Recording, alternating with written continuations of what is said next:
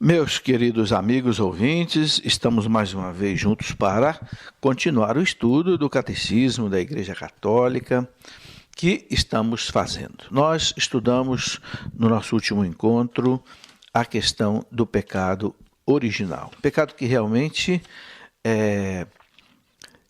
enfraqueceu a natureza humana, deixou a natureza humana debilitada, sujeita às tendências do mal, às tendências do pecado. Mas a Igreja nos ensina que Jesus restabeleceu tudo isto com a sua graça, com a sua morte e com a sua ressurreição, dando-nos a oportunidade de nós podermos então reviver uma vida nova em Deus.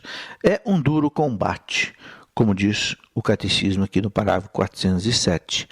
Essa doutrina sobre o pecado original mostra para nós que o homem ficou sujeito, então, às tentações, à fraqueza, mas, embora o pecado original acarrete essa servidão debaixo do poder daquele que tinha o império da morte, o próprio demônio, mas com a graça de Deus a gente pode superar tudo isso. As consequências do pecado original, de todos os pecados pessoais dos homens, conferem ao mundo, no seu conjunto, uma condição assim de pecadora e que pode ser designada com aquela expressão que São João chamou de o pecado do mundo, lá na sua carta. E com essa expressão, São João exprime exatamente essa influência negativa do pecado sobre as pessoas, sobre as comunidades, sobre as estruturas sociais, que no fundo, são fruto do pecado dos homens. Por isso que é importante que Deus tire o pecado do mundo para poder tirar também as consequências, a dor e a morte. Mas Deus não nos abandonou ao poder da morte, diz a Igreja. Depois da queda, o homem não foi abandonado por Deus. Ao contrário, Deus chama o homem, anuncia a ele a vitória sobre o mal que vai acontecer. E já lá no livro do Gênesis, no capítulo 3, versículo 15, a gente vê aquilo que a Igreja chama de o proto-evangelho, ou seja, o primeiro anúncio da salvação, que vem através de uma mulher que vai esmagar a cabeça da serpente.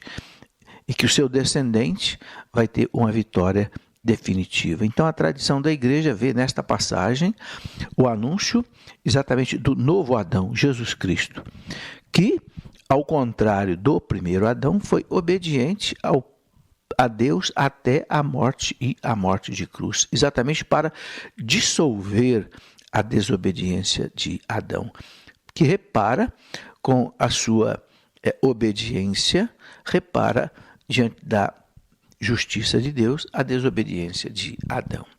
E a Igreja, os padres, os doutores da Igreja, sempre viram nesta mulher do Gênesis a mãe de Cristo, a Virgem Maria, que a Igreja chama de Nova Eva. Por que Nova Eva? Porque assim como a primeira Eva levou o mundo à desgraça pela desobediência, pelo orgulho, pela soberba, a nova Eva Maria deu ao mundo o Salvador pela obediência e pela sua humildade. A própria Virgem Maria reza lá no seu Magnífica: ele olhou para a humildade da sua serva. Ele olhou para a pequenez da sua serva. Que bonito. Por isso Maria foi escolhida desde toda a eternidade para ser a mãe do Redentor, para trazer aquele que vai então destruir o pecado original. Bem, algumas pessoas podem perguntar, mas por que Deus não impediu o primeiro homem de pecar? Se Deus sabia que o primeiro pecado ia causar toda essa tristeza. Bem, São Leão Magno, grande santo doutor da Igreja, papa lá dos anos 400, São Leão Magno responde que a graça de Deus, inefável de Cristo, deu-nos bens melhores do que aqueles que a inveja do demônio nos havia tirado. Quer dizer, Deus não perde.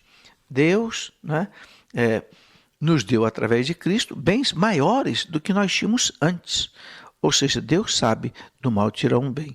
E São Tomás de Aquino, também responde dizendo que nada impede que a natureza humana tenha sido destinada a um fim mais elevado depois do pecado. Quer dizer, Deus correu o risco de, com a liberdade humana, o homem pecasse, porque certamente Deus sabia que, mesmo com o pecado, ele ia tirar para o homem uma situação melhor, depois ainda melhor. Quer dizer, Deus permite que os males aconteçam, porque ele sabe tirar deles um bem maior. Esta é a nossa fé. Onde está a palavra de São Paulo, não é? Onde abundou o pecado, superabundou a graça, que São Paulo fala lá em Romanos 5:20. Não é? E por isso aquele cântico do Exultate, no sábado à noite da vigília pascal, quando a igreja canta ó Félix culpa, ó feliz culpa, que mereceu tal e tão grande Redentor. Por isso, meus irmãos, a gente nunca deve desconfiar, duvidar e questionar Deus. O que Deus fez, o que Deus faz, o que Deus permite, Ele sabe por quê. E a nossa fé manda simplesmente que a gente dobre a cabeça, curve o coração e diga a Deus, não é? Amém. Seja louvado, seja bendito, o que o Senhor fez, permite e faz sempre é melhor para nós. Ok, então aí nós temos depois um outro item do nosso credo que diz, creio em Jesus Cristo, Filho único de Deus. Então, o primeiro artigo do credo rezou, creio em Deus Pai, Todo-Poderoso, Criador do céu e da terra, de todas as coisas visíveis e invisíveis. Então, percorremos já todo esse primeiro ponto do credo. Depois o credo diz para nós, creio em Jesus Cristo, que é o Filho único de Deus. Então, a boa nova é esta. Deus enviou ao mundo o seu Filho, né, para trazer a nós a salvação. Como diz São Paulo na carta aos Gálatas, quando chegou a plenitude do tempo, quando os tempos estavam maduros, lá no tempo do Império Romano, Deus tinha preparado o mundo para a vinda do seu Filho. Sim, os padres da igreja dizem isso, com a língua grega que dominou toda a Europa e também a Ásia, também o norte da África. Deus estabeleceu assim uma língua para que o evangelho pudesse ser depois transmitido. Então nós sabemos que com Alexandre Magno, né, da Macedônia, 300 anos antes de Cristo, dominou, né, toda ali a região da Europa e toda a região da Ásia, também todo o Oriente, e o grego passou a dominar toda a região. Depois veio o Império Romano, que dominou inclusive o mundo grego, e o Império Romano estabeleceu como que uma logística muito boa para que o evangelho pudesse se propagar, porque os romanos estabeleceram a paz no mundo, a chamada Pax Romana. Eles dominaram todo a volta do mar Mediterrâneo, toda a Europa, toda a Ásia Menor, todo o norte da África, Egito, etc. E criaram muitas estradas, muitos meios de navegação, e tudo isso a igreja pôde usar depois. Então, os padres da igreja dizem que Deus preparou o mundo para a chegada de Cristo. É isso que São Paulo diz, na plenitude do tempo. Deus enviou o seu Filho, nascido de uma mulher. Algo interessantíssimo, né? Deus que nasce de uma mulher na forma humana, sem deixar de ser Deus. E São Paulo diz, nascido sob a lei, quer dizer, como todos nós, para remir os que estavam sob a lei, para salvar, a fim de que recebêssemos a doação filial, ou seja, nos tornássemos filhos de Deus. De que forma? A partir do momento que o Filho de Deus se fez homem, ele se uniu a cada um de nós, homens, se fez nosso irmão. E se ele se fez nosso irmão, nós passamos a ser filhos de Deus por adoção. Por isso que São Paulo fala, para que recebêssemos a adoção filial. Então, esse, meus irmãos, é o Evangelho de Jesus Cristo, não é? Que visitou o seu povo, que cumpriu aquela promessa feita por Deus lá em Abraão, a sua descendência né, neste amado Filho que é Jesus Cristo. Então, o nosso credo professa isso com muita alegria, né, que nós cremos em Jesus Cristo, seu único Filho, nosso Senhor. Então, o Catecismo vai desdobrar para nós um pouco de tudo isso. E por isso, anunciar essa riqueza de Cristo, dizia São Paulo, é o que é mais importante, né? São João tem uma palavra muito bonita na sua primeira carta, onde São João diz o que ouvimos, o que vimos com os nossos olhos, o que contemplamos e o que as nossas mãos apalparam do verbo da vida, porque a vida manifestou-se, nós a vimos e lhe damos testemunha e vos anunciamos a vida eterna, que estava voltada para o Pai e que nos apareceu. O que vimos e ouvimos, vô-lo anunciamos, para que estejais também em comunhão conosco. E nossa comunhão é com o Pai e com o seu Filho Jesus Cristo. Isto vos escrevemos para que nossa alegria seja completa. Então São João, São Pedro dão um testemunho, o que nós ouvimos, o que vimos com os nossos olhos, o que contemplamos, o que nossas mãos apalparam do verbo da vida. Então os apóstolos são as grandes e verdadeiras testemunhas do verbo encarnado, do Cristo encarnado. Por isso, meus irmãos, o Cristo ele é o centro da catequese, ele é o centro de toda a vida religiosa, toda a nossa doutrina. No centro da catequese nós encontramos essencialmente uma pessoa. É a pessoa de Jesus de Nazaré, Filho único do Pai, que sofreu, que morreu por nós e que agora ressuscitado ele vive conosco para sempre, como dizia o Papa João Paulo II. Não é? Não tenham medo. Não tenham medo porque o Cristo ressuscitado caminha conosco. Então, meus irmãos, catequizar, evangelizar, significa a gente desvendar nesta pessoa de Cristo todo o desígnio eterno de Deus que se realiza.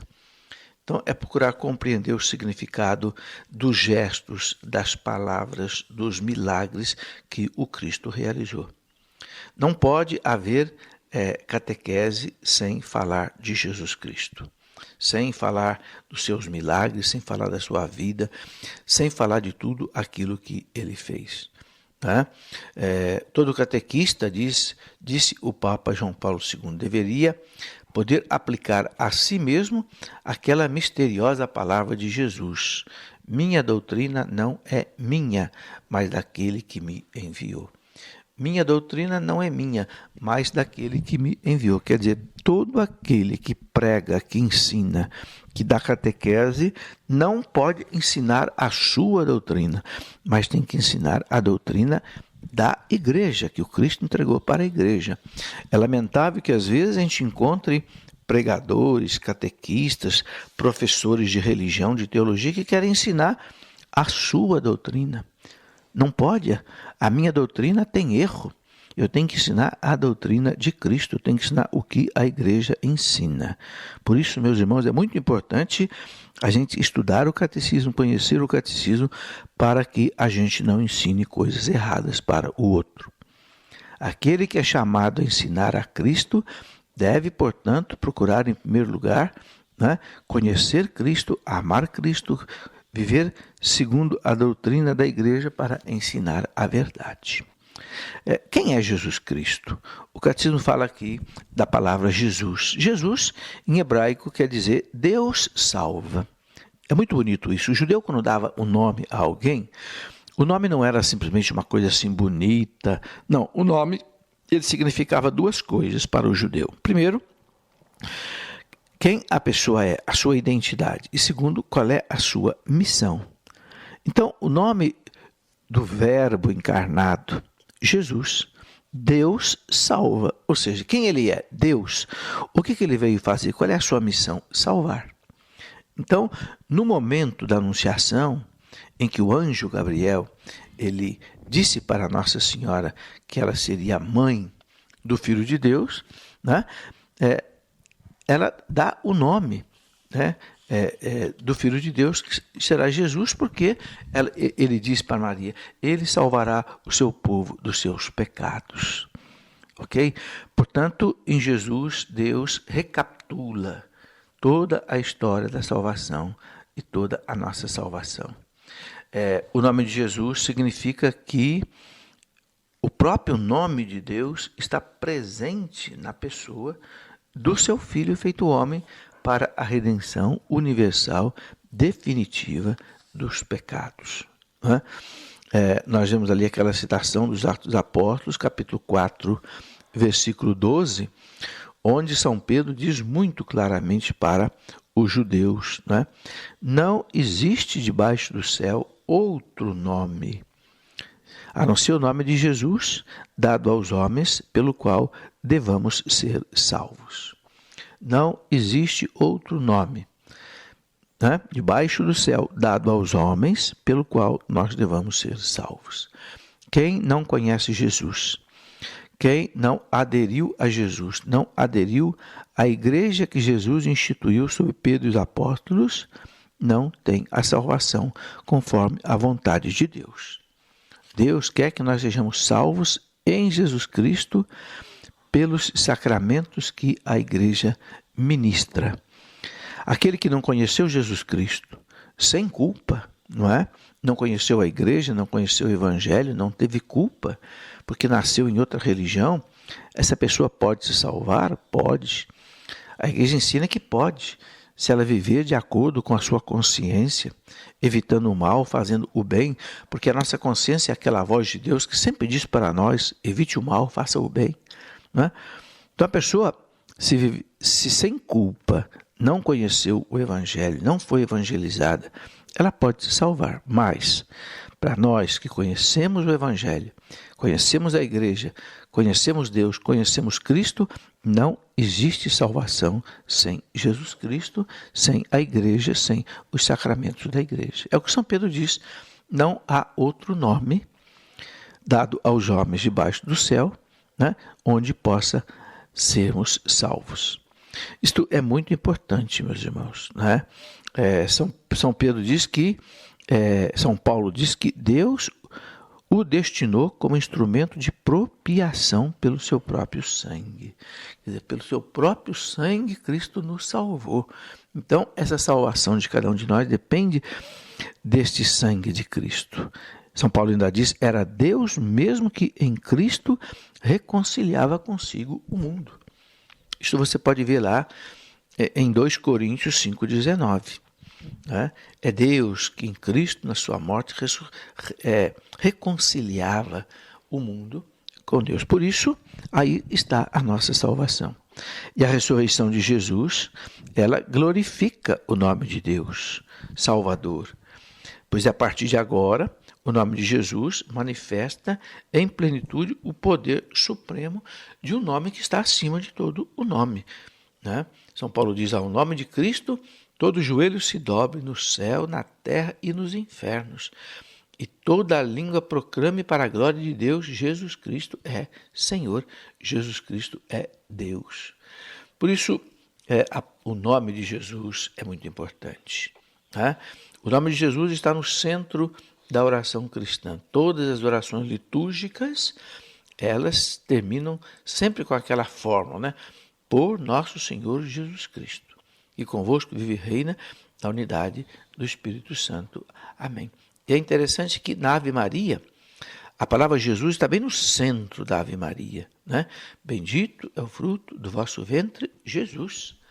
Muitas pessoas pensam que a Ave Maria é apenas uma veneração a Nossa Senhora. Não, a Ave Maria é sempre um louvor a Jesus. No centro da Ave Maria, como se fosse assim uma dobradiça, uma charneira em torno do qual a Ave Maria gira, está o nome de Jesus, bem no meio da Ave Maria. Cada Ave Maria que nós rezamos, nós dizemos, bendito fruto do vosso ventre, quem? Jesus. Estamos dando glória a Jesus cada vez que a gente reza Ave Maria. Por isso a igreja recomenda que a gente reze muito o terço, porque o terço não é uma oração eminentemente mariana, não. A oração é uma oração cristocêntrica, ou seja, centrada em Cristo, que nós rezamos com Maria. Ora, o que nós fazemos com o terço, com o rosário? Nós contemplamos o quê? A vida, o nascimento, a paixão, a morte, a ressurreição de quem? De Cristo.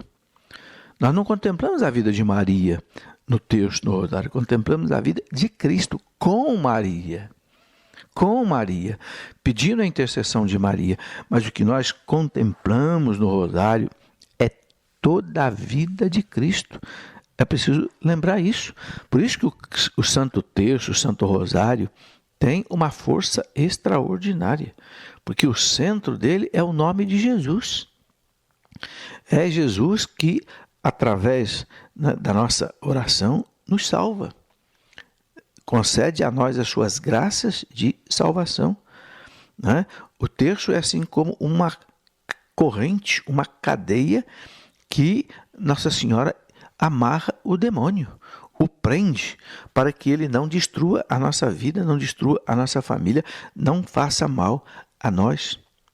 Nossa Senhora em Fátima ensinou que com o terço nós podemos vencer qualquer problema. Problema de ordem familiar, problema de ordem pessoal, problema de ordem nacional e internacional. A paz no mundo, a paz no país, a paz na nossa família. Vencer as dificuldades, reze o terço. A família que reza unida permanece unida. A igreja sempre ensinou isso. Por quê? Porque ali nós estamos pronunciando pelo menos 50 vezes o nome de Jesus. Bendito o fruto do vosso ventre, Jesus.